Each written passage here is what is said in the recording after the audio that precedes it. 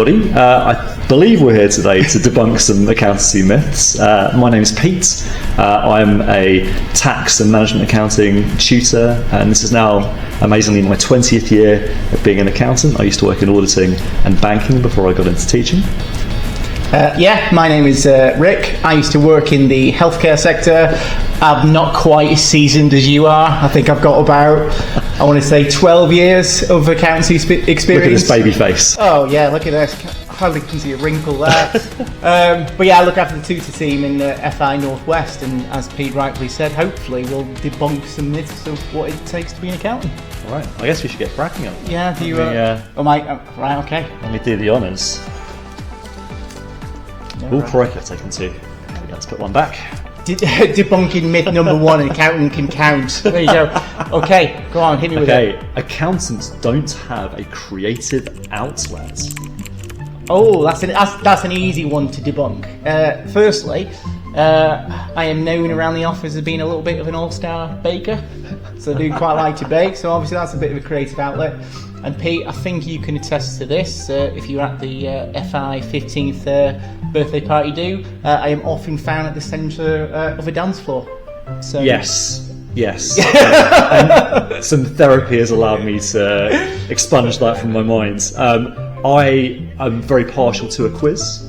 And also I wish I could say I could cook. I really can't cook. So maybe I'm reinforcing some accounting stereotypes there. Anyway, I think that has been successfully debunked. Oh yeah, absolutely. Be gone. I feel like we need a good sound effect right after that. Okay. Ooh, I like this one. Accountants melt under pressure. Oh wow, I think quite the opposite. I think certainly throughout my career I've been thrown into loads of situations where I've had to suddenly go into a meeting, talk about something because I might have been the person who knew about it but without much prep, and have to kind of stand up in the face of that. You're also constantly making decisions that you then have to justify later on down the line. So yeah, I wouldn't think the accountants typically crack under pressure. Yeah, this is a strange myth, this one. I just think, if anything, the reality of this profession is it is pretty heavily deadline driven. I think on the back of that is you have to work quite well under pressure. Yeah. So, I think that's easily debunked. Right, go on. Yeah. Need some more challenging stuff to debunk here. Okay. Oh, here we go. A nerdy person who counts things and is often the hero in dumb action movies. Wow. Alright, so I need to unpack this. Let's start with the nerdy person. Yeah, because that was the first a nerdy person who counts things. Okay, well, I think anybody can count things. Not just an accountant. Look, I think I've seen all sorts, so I'm probably the wrong person for this because I do think I'm quite nerdy. Man, what does that make me? You're the cool one. Don't know about that. But yeah, what was the back end of that? A nerdy person who counts things and is often the hero in dumb action movies. What we define as a dumb action film. I'm trying to think of films in which accountants are heroes. There's the classic Ben Affleck film, The Accountant, which made it out that all accountants were kind of gun-toting maniacs who also did all of their working by writing on glass windows, which...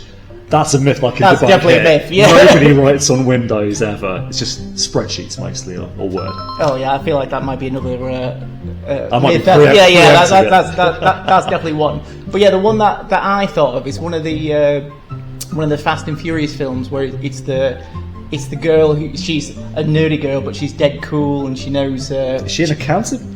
Well, maybe more IT, but I think it's similar. Yeah. I think the lines are blurred. That's a tough one. I think Mike Ross from Suits is an accountant at heart, even though he's technically a lawyer. Yeah. I think that's fair. But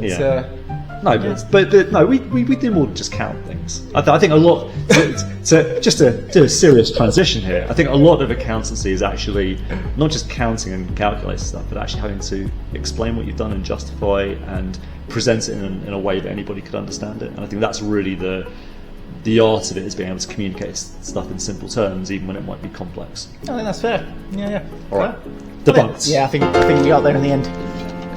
Right. Okay. Seems like a heavy one. This. Oh wow, a lot of text. Hang on. Right. Okay. do like this. An accountant is someone who solves a problem you didn't know you had in a way you don't understand. So I can certainly agree with the first bit of it, that a lot of my career has been stumbling upon problems and then kind of bottoming them out and explaining them to people. So you're not always giving good news to people that I found this thing. I guess the crucial thing is then, if you find a problem, that, to quote one of my old bosses, don't give me problems, give me solutions. So that's the thing. You find the problem and you try to identify a solution for it before you present it to somebody. What was the back end of that? In a way you don't understand. Well, I think going back to my previous point, the better an accountant is, the better they enable people to understand things in simple terms rather than hiding behind jargon, although that might impress people at parties. No, I think that's definitely fair. So you do need, I suppose, good cognitive skills to be an accountant, but I think AI can do that. So I think it's the cognitive bit that separates us from animals, but then it's kind of the soft... And opposable thought. Yeah, that as well. But it's the character skills that I think separate us from AI. So I've made a career, and yourself as well, Pete, of explaining very, very technical things to people who perhaps wouldn't understand them otherwise. So, my background's healthcare, so I dealt a lot with trying to explain technical concepts or numbers to non-financial people, again, in a way that they can get their head around. And now as a tutor, it's sort of the same, where we're getting people who are seeing, perhaps like tax issues for the first time or complicated financial management issues for the first time. We have to fundamentally break them down in a way that they can understand. And the advice I'm always giving to my students is, when you're writing about something, make the statement, give me the technical explanation, but then tell the reader why they care, why it's important, how it impacts on them. And if you can do that in simple terms, anybody can take that away and understand it. Oh, that's pretty good. I think we've successfully debunked that. Yeah, right. We definitely Shocking. Shocking. I think next time we should have these on cards to throw at the people who are videoing us. Okay, this is a very good one. If you weren't good at maths at school, forget being an accountant. Oh, just for a bit of background here. So I think this is one of the reasons why I became an accountant, because I heard that myth ever since I grew up. So I am quite mathy, and I'm quite open about that. But that was the line. That was the parity line that my parents gave me. Context. My dad was a painter decorator. My mum was a secretary, so none of them had any idea what an accountant did. They just knew I was good at math, and therefore they said, or maths, as the Brits would say. Sorry, I'm American. Yeah, you're good at maths, so therefore you should become an accountant. And it's only when I became an accountant did I realise how little that actually matters. So those of you that are watching this, math includes things like trigonometry.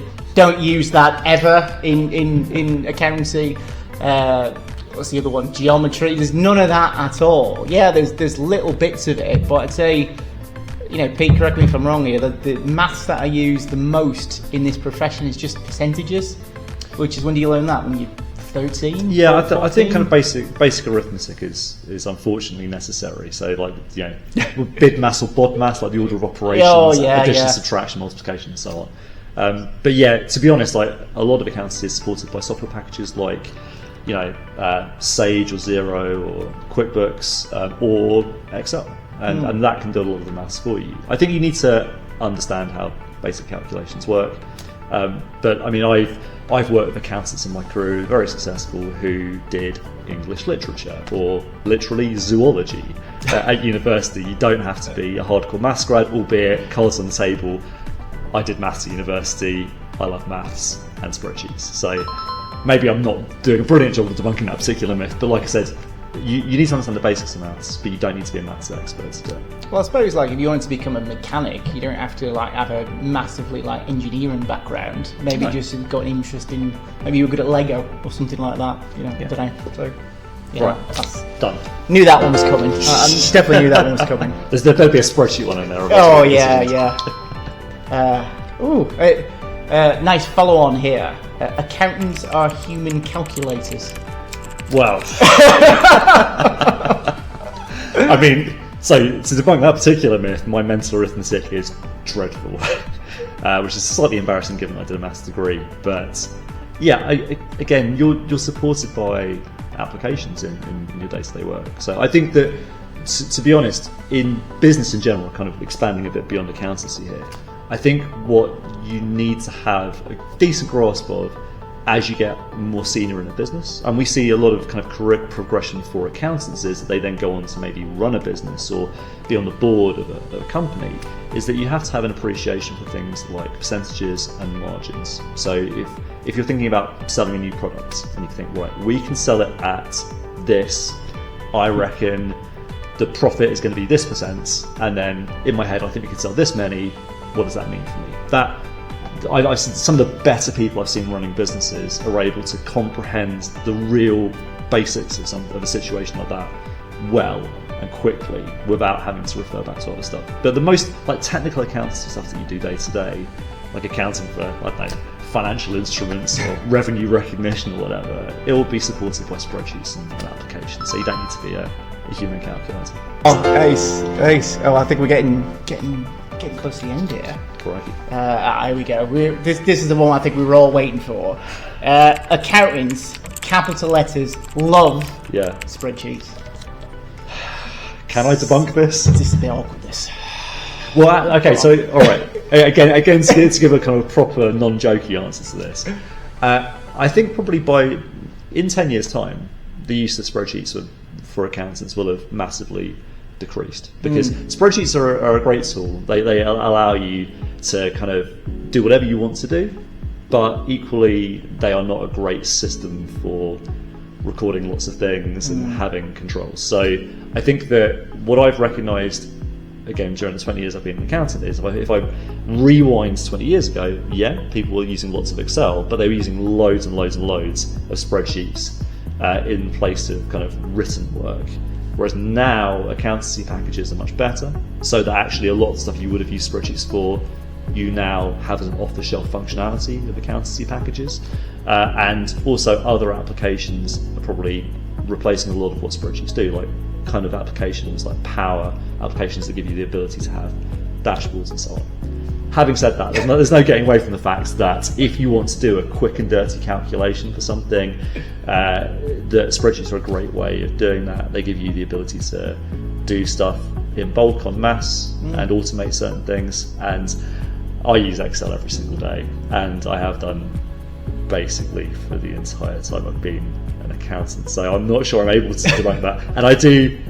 Oh man, I'm sad. I like spreadsheets. I think whenever you use something a lot, he said not love. Just to be clear, yeah. So I'm playing to the audience, but I think that as I used them more, I think it's spreadsheets. There's so much to them. There's so many different things you can do, and you're forever learning new things about them. And where you feel like you're getting better at something, I think you inevitably end up using it more and like using it more. So yeah, but then again, look, I'm a maths grad who likes spreadsheets and I'm an accountant, so I'm not sure I'm debunking a whole load of myths there. I think the only thing I can add to that, I certainly didn't enter the profession loving spreadsheets. In fact, when I first started working, I was quite bad on Excel. I was like really, really bad. It was only after working in my previous role where I learned other spreadsheet packages are available, not just Excel. But yeah, I think Pete, you make a really good point. And those of you who are watching this, some of you might still be quite Excel heavy at work. But you can imagine, I don't know, like if you took, say, Visa, like a credit card company, who are dealing with 200 billion lines of data. Imagine trying to work on a spreadsheet that's got 200 billion lines of data. You need a few spreadsheets, wouldn't you? I think so, yeah. Imagine applying, those of you that do work with spreadsheets, applying a filter to it, and then you've got the little blue donut of doom in the bottom right-hand corner. It's like 2%, 3%. All right, anybody want brew? Let me come back. So I think you're right. They are functional. They're certainly better than manual writing things down. Yeah. But slowly and surely we're moving away from that, aren't we? What I would say is that being an accountant, you shouldn't, outside of your exams, you shouldn't have to use a calculator. Spreadsheets will always be better than that. Well, I imagine 20 years ago this would have said accountants love calculators.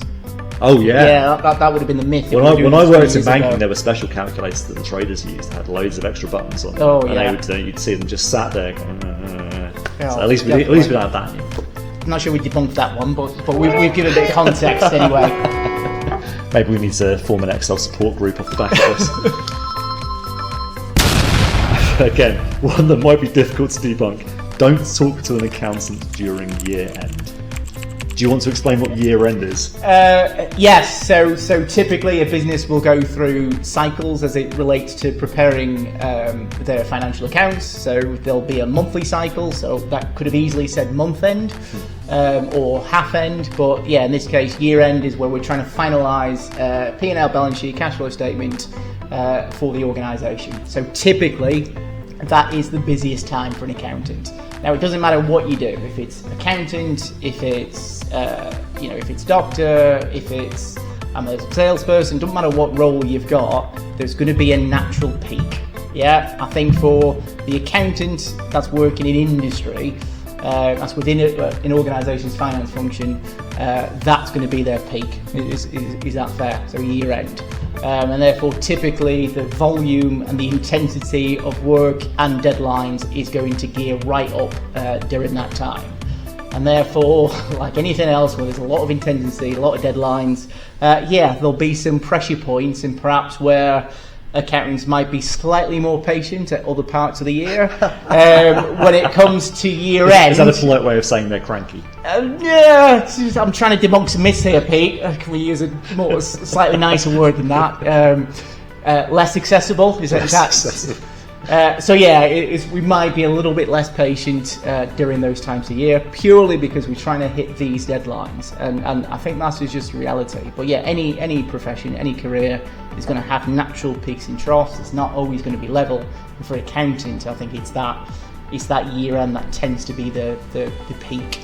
And just to explain why it's so important, particularly for companies that have to report externally, like companies that are listed on a stock exchange and need to report to their investors, to their shareholders, what their results are.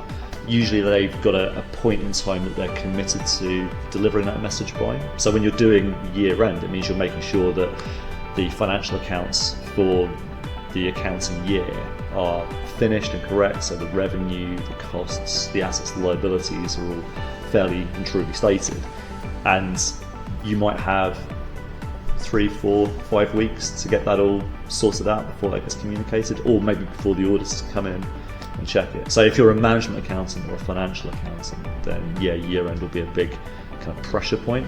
If you're an auditor, particularly an external auditor, there'll be a period of time after that point where you come in and then review the work that's been done by those management and financial accountants. So there'll also be busy periods for those guys as well. I think that myth just speaks to the unsexiness of the accounting profession. If we were doing doctors, surely that wouldn't say you wouldn't talk to a doctor in the middle of heart surgery. I think intuitively that's probably not a good time to be asking them administrative questions. Is that fair? That's true. But because it's not a matter of life and death, that's a myth we've got to debunk. Yeah, that is our busy time. Speaking of sexiness, by the way, I'm assuming what's left in there is debunking the myth that accountants aren't sexy, but we haven't got to that yet, so we'll take that as we come. I think you got. Is this me? Yeah. Okay. We're getting. Is this last one? Oh yeah, it's the last one. Oh wow, correct. The last one. This is a bit awkward. Right, it's right up there with the spreadsheet one, Pete. Okay. Accounting is only for males, and it's a male-dominated field. Well, I think we're clearly debunking that. I think historically that'd be true.